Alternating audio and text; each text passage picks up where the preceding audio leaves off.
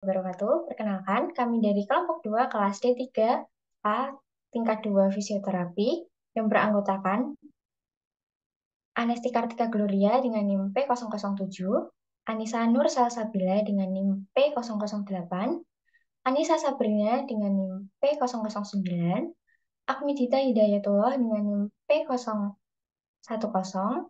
Ariela Hana dengan NIM P011, dan As'ad Adi Atmaja dengan NIM P002.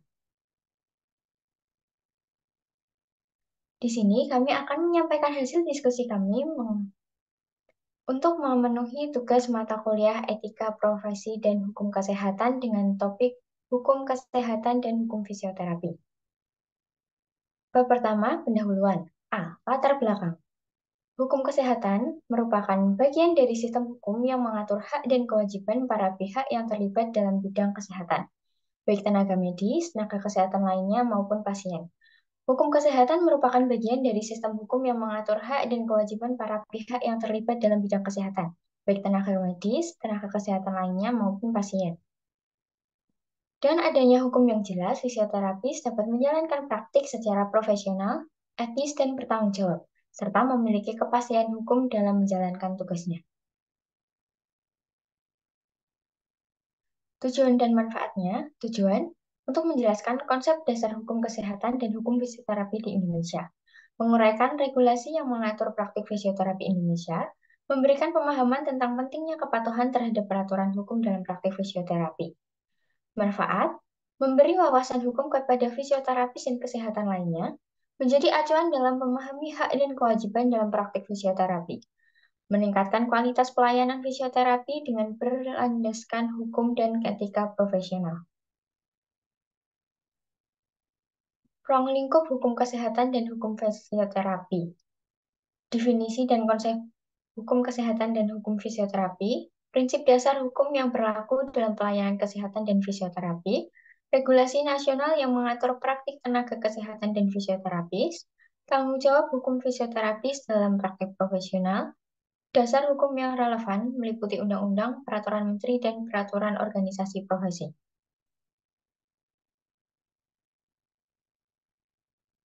Dasar hukum terkait. Undang-Undang Nomor 17 Tahun 2003 tentang Kesehatan. Undang-undang ini mengatur berbagai aspek pelayanan kesehatan nasional, termasuk pengaturan profesi kesehatan seperti fisioterapi yang bertujuan untuk meningkatkan derajat kesehatan masyarakat. Yang kedua, Undang-Undang Nomor 36 Tahun 2014 tentang tenaga kesehatan. UU ini mengatur tentang jenis-jenis tenaga kesehatan, kewajiban, hak perlindungan hukum, serta mekanisme praktik tenaga kesehatan di Indonesia. Yang ketiga, Peraturan Menteri Kesehatan Republik Indonesia Nomor 80 Tahun 2013 tentang penyelenggaraan praktik fisioterapi yang mengatur standar pelayanan dan perizinan fisioterapi.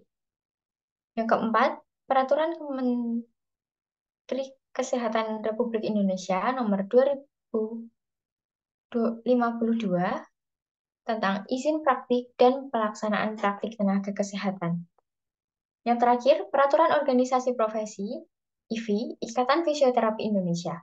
IFI mengeluarkan berbagai peraturan dan kode etik profesi fisioterapi yang menjadi pedoman bagi anggotanya dalam menjalankan praktik secara profesional, etis, dan sesuai hukum. Bab 2 ada konsep dasar hukum kesehatan. Alat pengertian hukum kesehatan. Hukum kesehatan adalah perangkat hukum yang mengatur penyelenggaraan kesehatan dalam rangka melindungi hak pasien dan tanggung jawab tenaga kesehatan serta lembaga pelayanan kesehatan. B. Asas dan prinsip hukum kesehatan. Mengenai asas-asas tersebut dituangkan dalam pasal 2 Undang-Undang Nomor 36 Tahun 2009 tentang kesehatan, yakni yang pertama, asas kemanusiaan berdasarkan ketuhanan yang Maha Esa. Yang kedua, asas manfaat bagi seluruh manusia dan kehidupan. Yang ketiga, asas usaha bersama dan kekeluargaan. Yang keempat, asas adil dan merata. Dan yang terakhir, asas peri kehidupan dalam keseimbangan. Prinsip-prinsip hukum kesehatan. Yang pertama ada autonom, yaitu pasien memiliki hak untuk membuat keputusan tentang perawatan kesehatan mereka sendiri. Yang kedua ada benefit change, yaitu tenaga kesehatan memiliki kewajiban untuk melakukan yang terbaik bagi pasien. Yang ketiga, non-maleficence, yaitu tenaga kesehatan memiliki kewajiban untuk tidak melakukan tindakan yang dapat membahayakan pasien. Dan yang keempat ada justice, yaitu tenaga kesehatan memiliki kewajiban untuk memperlakukan pasien dengan adil dan tidak diskriminatif. C. Jenis-jenis hukum dalam dunia kesehatan. Untuk pertama, ada hukum publik dalam kesehatan. Yang kedua, ada hukum privat atau perdataan dalam kesehatan. Yang ketiga, ada hukum perdataan dalam kesehatan. Yang keempat, ada hukum administrasi dalam kesehatan. Dan yang kelima, ada hukum pidana dalam kesehatan. D. Hak dan kewajiban tenaga kesehatan. Tenaga medis dan tenaga kesehatan dalam menjalankan praktik berhak yang pertama mendapatkan informasi yang lengkap dan benar dari pasien atau keluarga. Yang kedua, mendapatkan perlindungan atas keselamatan, kesehatan kerja, dan keamanan. Yang ketiga, mendapatkan kesempatan untuk mengembangkan diri melalui pengembangan kompetensi keilmuan dan karir di bidang keprofesiannya. Tenaga medis dan tenaga kesehatan dalam menjalankan praktik wajib yang pertama memberikan pelayanan kesehatan sesuai dengan standar profesi, standar pelayanan profesi, standar prosedur operasional dan etika profesi serta kebutuhan kesehatan pasien. Yang kedua, memperoleh persetujuan dari pasien atau keluarga atas tindakan yang akan diberikan. Yang ketiga, ada menjaga rahasia kesehatan pasien. Yang keempat, ada membuat dan menyimpan catatan dan dokumen tentang pemeriksaan, asuhan, dan tindakan yang dilakukan.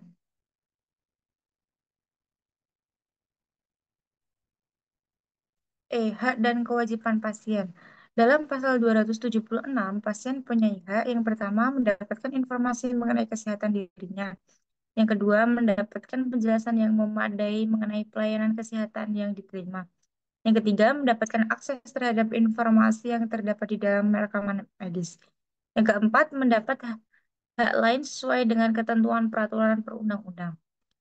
Berikutnya, dalam pasal 277, pasien punya kewajiban yang pertama memberikan informasi yang lengkap dan jujur tentang masalah kesehatannya. Yang kedua, mematuhi nasihat dan petunjuk tenaga medis dan tenaga kesehatan. Yang ketiga, mematuhi ketentuan yang berlaku pada fasilitas pelayanan kesehatan. Yang keempat, memberikan imbalan jasa atau pelayanan yang diterima. Selanjutnya, bab 3, perizinan dan legalitas tenaga kesehatan. Surat Tanda Registrasi atau STR.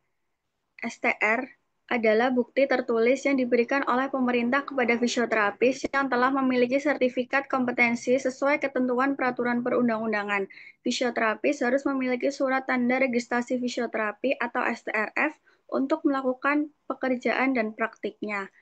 B. Surat izin praktik atau SIP adalah bukti tertulis pemberian kewenangan untuk menjalankan praktik pelayanan fisioterapi secara mandiri dan atau pada fasilitas pelayanan kesehatan.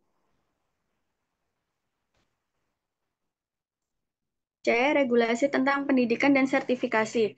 Menurut Peraturan Menteri Kesehatan Republik Indonesia Nomor 80 Tahun 2013 tentang penyelenggaraan pekerjaan dan praktik fisioterapi, jenjang pendidikan fisioterapi diklasifikasikan sebagai berikut. Yang pertama, fisioterapis ahli madya. Yang kedua, fisioterapis sarjana sains terapan. Yang ketiga, fisioterapis profesi. Yang keempat, fisioterapis spesialis. Untuk dapat menjalankan praktik, fisioterapis harus memiliki sertifikat kompetensi, surat tanda registrasi fisioterapi atau STRF, surat izin praktik fisioterapi atau SIPF, atau surat izin kerja fisioterapis. D. Praktik mandiri versus institusi. Praktik mandiri fisioterapis. Praktik mandiri adalah pelayanan fisioterapi yang dilakukan oleh fisioterapis secara independen di tempat praktik yang dimiliki dan dikelola sendiri. Syaratnya, yang pertama memiliki surat tanda registrasi fisioterapi yang masih berlaku. Yang kedua, memperoleh surat izin praktik fisioterapi dari Dinas Kesehatan setempat. Yang ketiga, fisioterapis yang menjalankan praktik mandiri harus merupakan fisioterapis profesi atau fisioterapis spesial. Yang keempat, tempat praktik harus memenuhi standar fasilitas. Praktik institusi. Praktik institusi adalah pelayanan fisioterapi yang dilakukan oleh fisioterapis di fasilitas pelayanan kesehatan milik pemerintah atau swasta, seperti rumah sakit, puskesmas, atau klinik. Syaratnya, yang pertama memiliki STRF yang masih berlaku, yang kedua memperoleh SIPF dari Dinas Kesehatan setempat, yang ketiga fisioterapis ahli madya atau fisioterapis sains terapan hanya dapat bekerja di fasilitas pelayanan kesehatan dan harus berada di bawah pengawasan fisioterapis profesi atau spesialis. Praktik ilegal dan sanksinya. Praktik fisioterapi dianggap ilegal apabila dilakukan oleh individu yang tidak memenuhi persyaratan hukum dan administratif yang ditetapkan. Bentuk-bentuk praktik ilegal meliputi yang pertama, praktik tanpa surat tanda registrasi fisioterapis, yang kedua, praktik tanpa surat izin praktik fisioterapis, yang ketiga, praktik oleh individu yang bukan tenaga kesehatan, yang keempat, praktik di luar kompetensi atau tanpa pengawasan. Sanksi terhadap praktik fisioterapi ilegal diatur dalam beberapa peraturan perundang-undangan, antara lain, yang pertama, Undang-Undang Nomor 36 Tahun 2014 tentang Tenaga Kesehatan, tanggung jawab hukum fisioterapis dalam penyelenggaraan praktik. Yang kedua, Peraturan Pemerintah Nomor 32 Tahun 1996 tentang Tenaga Kesehatan, KMK Nomor 1363 tentang Registrasi dan Izin Praktik Fisioterapi. Yang ketiga, Kode Etik Fisioterapi Indonesia.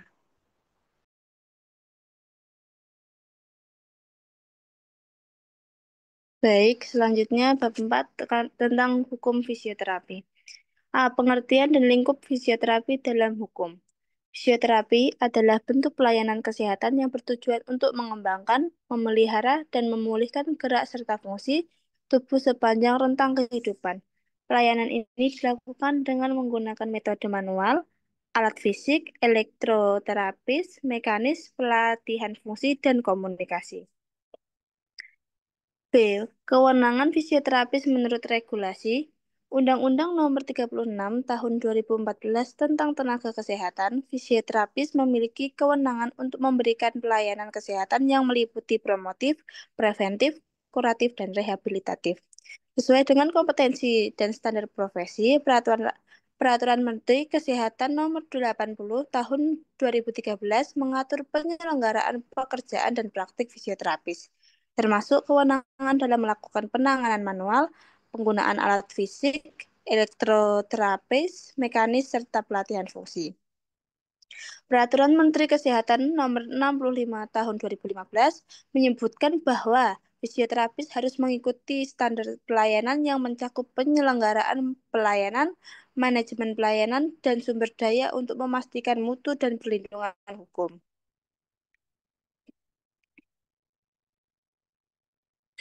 C. Batasan tindakan fisioterapi secara hukum. 1. Hanya dilakukan tindakan sesuai kompetensi. Fisioterapis hanya diperbolehkan melakukan tindakan yang sesuai dengan pendidikan dan pelatihan yang telah mereka tempuh sebagaimana yang diatur dalam Undang-Undang Nomor 36 Tahun 2014 tentang Tenaga Kesehatan. Yang kedua, kewajiban memiliki surat tanda registrasi atau STR.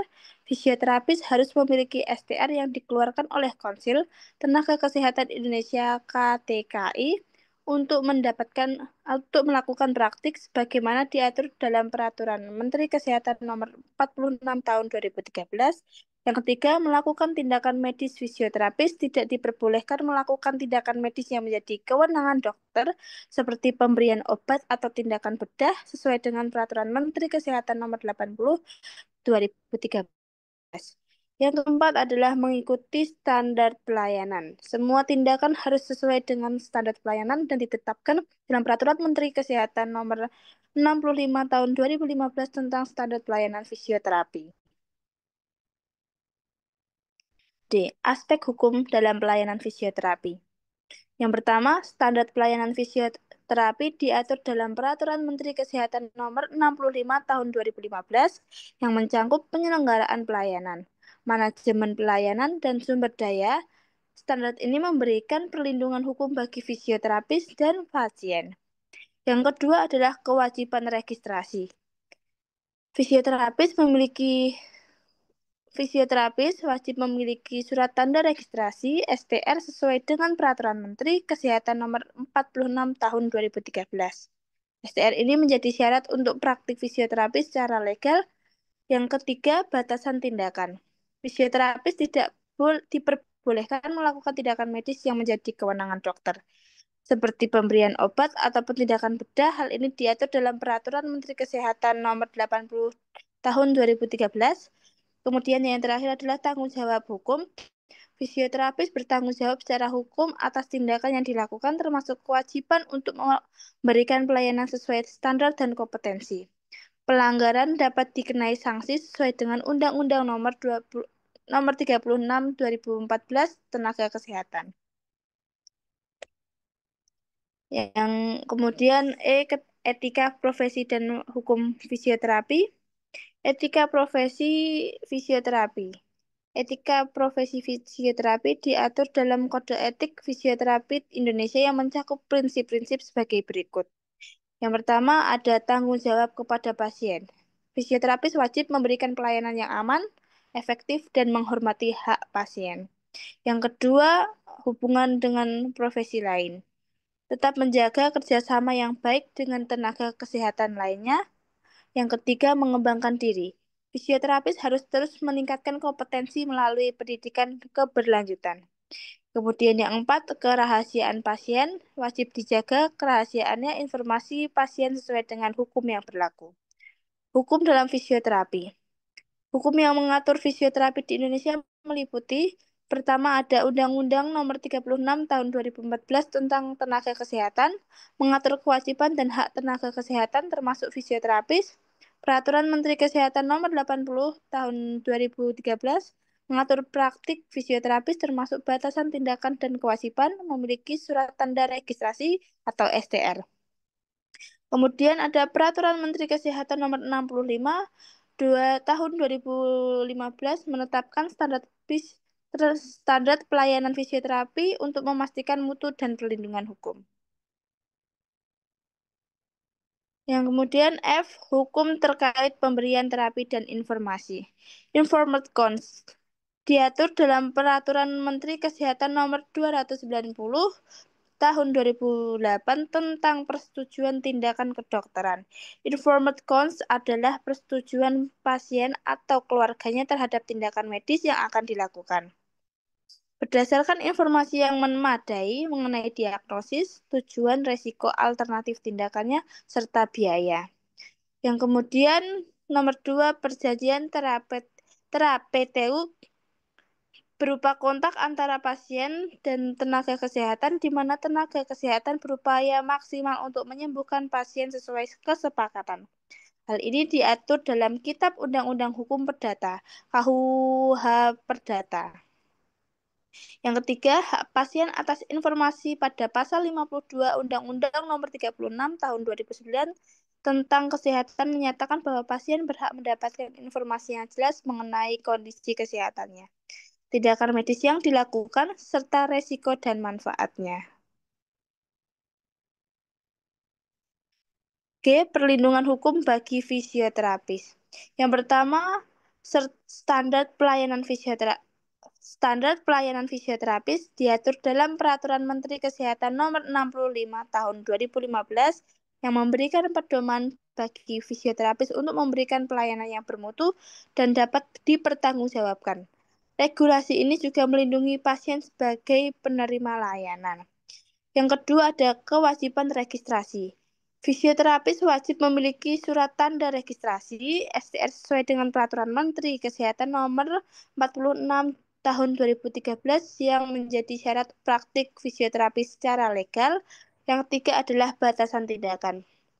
Fisioterapis tidak diperbolehkan melakukan tindakan medis yang menjadi wewenang dokter, seperti pemberian obat atau tindakan bedah sesuai dengan Peraturan Menteri Kesehatan Nomor 80 Tahun 2019.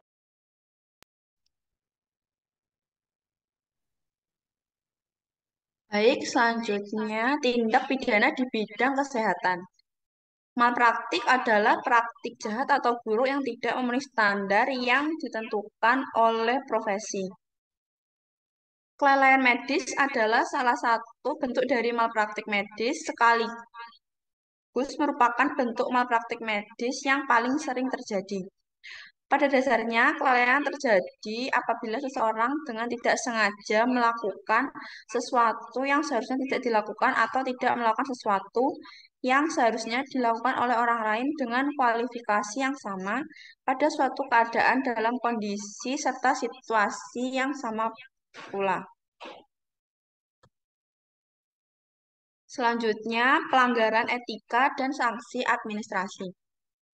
Pelanggaran etika adalah dalam bidang kesehatan dapat berupa berbagai tindakan yang tidak sesuai dengan kode etik tenaga kesehatan seperti yang pertama, praktik ilegal dan penjualan obat tanpa izin, praktek tidak profesional seperti membuat konten media sosial saat menangani pasien yang melanggar privasi dan persetujuan pasien, pelanggaran kode etik kedokteran yang meliputi menarik ketidakseimbangan yang tidak wajar, mengambil alih pasien tanpa persetujuan sejawat, mengungkapkan seksual, dan tidak memberikan pertolongan darurat. Sanksi administratif terhadap pelanggaran etika di bidang kesehatan diberikan untuk menegakkan standar hukum dan etika dalam praktek kesehatan. Administrasi yang dapat dikenakan terhadap tenaga kesehatan dan fasilitas pelayanan kesehatan meliputi yang pertama, teguran lisan, peringatan tertulis, denda administratif, pencabutan izin praktik atau izin fasilitas pelayanan kesehatan. Selanjutnya, sanksi pidana dalam praktek kesehatan. Sanksi memegang peranan penting dalam rangka penegakan hukum terhadap ditaatinya suatu peraturan perundang-undangan secara umum. Sanksi adalah hukum berupa nestapa akibat pelanggaran kaidah hukum. Jenis sanksi yang pertama ada sanksi perdata, sanksi akibat perbuatan melawan hukum yang menyebabkan kerugian pada orang lain dengan kewajiban membayar ganti rugi. Yang kedua, sanksi pidana, sanksi berkaitan dengan pelanggaran terhadap ketentuan-ketentuan hukum pidana. Dan yang ketiga, sanksi administrasi, sanksi berkaitan dengan pelanggaran ketentuan hukum administrasi yang ditetapkan oleh penjabat tata usaha negara.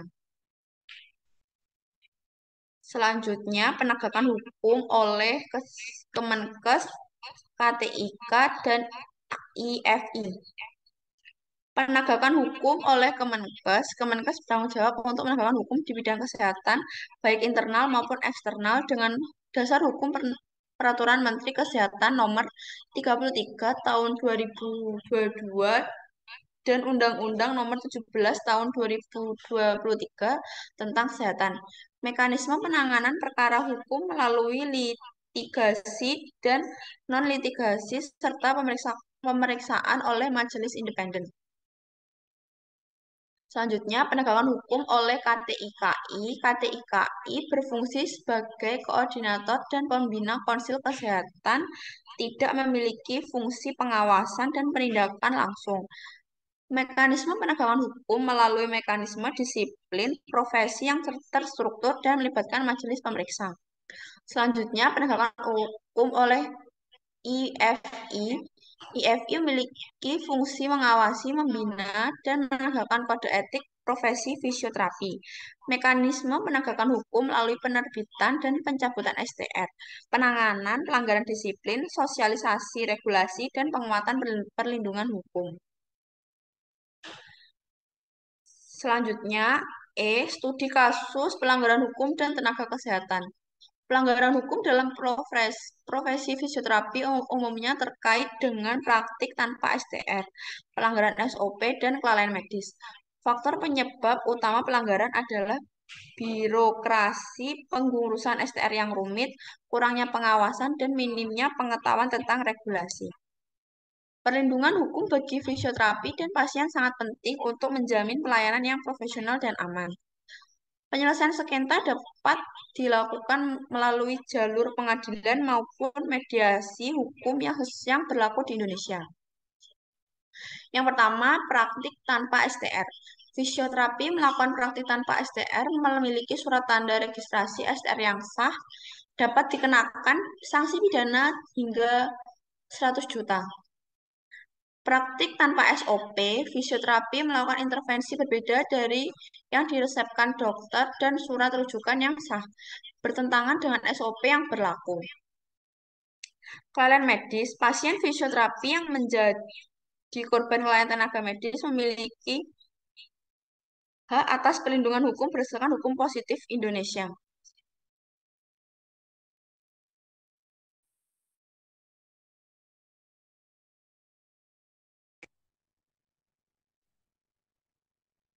Baik, bab 6, penanganan sengketa kesehatan. A. Mekanisme penyelesaian sengketa. Sengketa kesehatan dapat terjadi akibat ketidaksesuaian antara harapan pasien dan pelayanan yang diberikan oleh tenaga kesehatan atau fasilitas pelayanan kesehatan.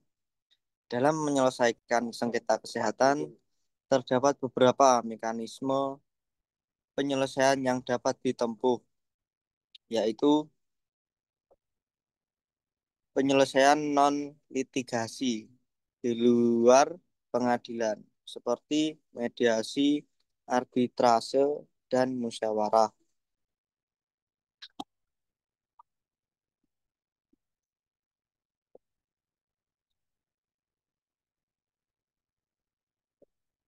Penyelesaian litigasi melalui pengadilan, baik perdata maupun pidana.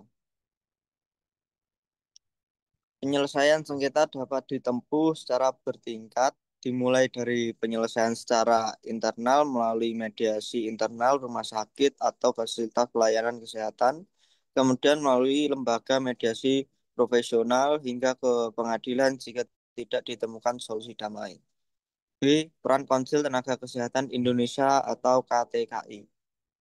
Konsil Tenaga Kesehatan Indonesia atau KTKI adalah lembaga yang berperan dalam pengaturan, pembinaan, dan pengawasan terhadap tenaga kesehatan.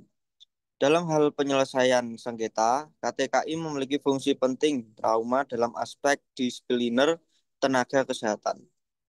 Sesuai dengan peraturan pemerintah nomor 51 tahun 2009 tentang tenaga kesehatan, KTKI mempunyai tugas yang pertama melakukan registrasi tenaga kesehatan. Yang kedua, memberikan rekomendasi terhadap pelanggaran etika dan disiplin. Yang ketiga, menindaklanjuti laporan masyarakat terkait dugaan malpraktek atau pelanggaran oleh tenaga kesehatan. Berikutnya C, peran lembaga mediasi dan arbitrase. Lembaga mediasi dan arbitrase merupakan alternatif penyelesaian sengketa yang bersifat non-litigasi. Mediasi dilakukan melalui pihak ketiga yang netral untuk membantu para pihak menyepakati solusi. Arbitrase adalah penyelesaian sengketa oleh arbiter yang putusannya meningkat pada pihak. Dasar hukum mediasi diatur dalam Peraturan Mahkamah Agung atau Perma nomor 1 tahun 2016 tentang prosedur mediasi di pengadilan yang mewajibkan setiap perkara perdata diawali dengan proses mediasi. Berikutnya D, proses hukum perdata dan pidana. Jika penyelesaian non-litigasi tidak berhasil, maka pasien atau keluarga pasien dapat menempuh jalur hukum, baik perdata maupun pidana. Hukum perdata yang pertama diajukan apabila terjadi kerugian material atau imaterial. Yang kedua, gugatan biasanya dilakukan ke pengadilan negeri untuk meminta ganti rugi. Yang ketiga, dasar hukum KUH Perdata dan Undang-Undang Nomor 36 Tahun 2009 tentang Kesehatan, Pasal 58 hukum pidana. Yang pertama diajukan apabila terjadi dugaan kelalaian atau kesenjangan yang menyebabkan kematian atau luka berat. Yang kedua, contoh pasal yang digunakan pasal 359 KUHP. Barang siapa karena kesalahannya atau kealpaannya menyebabkan orang lain mati.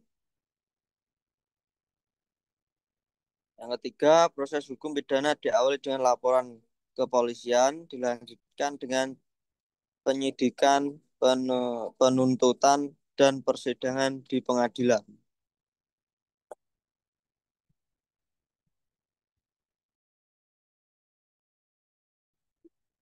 Bab 7, kesimpulan dan rekomendasi. A. Ringkasan materi. Pemahaman hukum kesehatan dalam praktik fisioterapi sangat penting, baik dari sisi regulasi maupun etika profesi. Materi mencakup peran fisioterapis dalam sistem pelayanan kesehatan, ketentuan hukum yang mengatur praktik fisioterapi, serta analisis terhadap kasus-kasus pelanggaran etika dan hukum. Undang-Undang Kesehatan, UU Tenaga Kesehatan, serta peraturan turunan lainnya menjadi landasan utama dalam praktik profesional yang aman, legal, dan beretika. Peran organisasi profesi juga disoroti sebagai pengawas serta pembina mutu layanan fisioterapis. B. Tantangan dalam penerapan hukum kesehatan, yang meliputi masih kurangnya pemahaman fisioterapis terhadap aspek hukum yang berlaku dalam praktik, ketidaksinkronan antara praktik lapangan dengan regulasi yang berlaku, keterbatasan sosialisasi peraturan hukum dari pihak institusi, pendidikan dan organisasi profesi, lemahnya penegakan hukum dalam pelanggaran praktik fisioterapi. C. Upaya peningkatan perlindungan hukum untuk fisioterapis. Diperlukan yang pertama peningkatan literasi hukum di kalangan tenaga fisioterapis melalui pelatihan, seminar, dan kurikulum pendidikan yang memadai. Kedua, penyusunan standar operasional prosedur berbasis hukum yang berlaku nasional.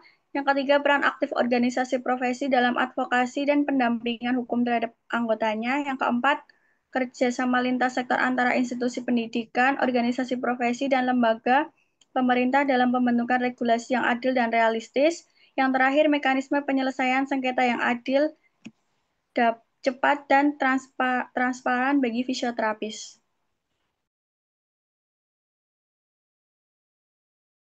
Baik, demikian yang hasil diskusi yang bisa kami sampaikan.